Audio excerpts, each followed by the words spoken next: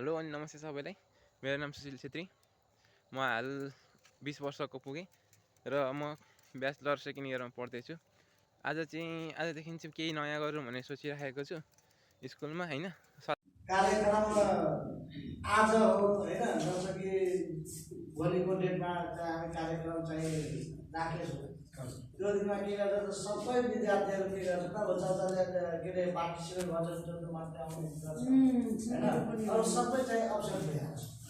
त्यसमा के छ त हाम्रो जुन छ नि अब कार्यक्रम पनि खोलो भइहाल्छ हैन। अब जो पार्टिसिपेट हुन्छ त्यसलाई पनि मजा लाग्दैन। मेन प्रब्लम त्यहाँ छ। यो कार्यक्रमबाट हामी डराउँछौँ भने चाहिँ झन् चाहिँ हाम्रो जुन छ लाइफ चाहिँ झन् चाहिँ खतम हुन्छ। कम्तीमा जो भाग लिएछ त्यो आफ्नो साथीको बरोबर भन्नु पनि आउनु पऱ्यो नि।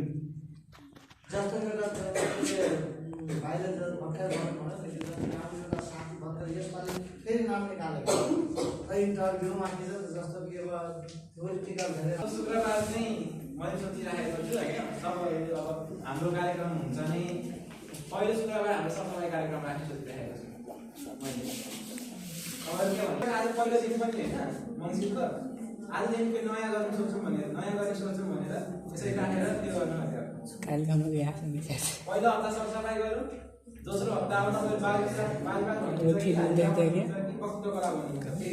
फिल्म देखे छलियै बोले छलियै ई गाना गाएको छ काल के हाम्रो यो शुक्रबार हामी सरसफाइ गरौँ। आइबी क्लासमा राखेको छ। सरसफाइ गरिसकेपछि शनिबार बिदा हुन्छ, आरामले आराम गर्नु सोचेर के गरेर ठिक होला नि। अनि आइतबार आएर हामी सल्लाह दिनु चाहन्छ अनुसार हुन्छ है। कार्यक्रम 4वटा फिक्स हालेर बातुका र पत्रकला र सरसफाइ खेलकुद पनि हुन्छ।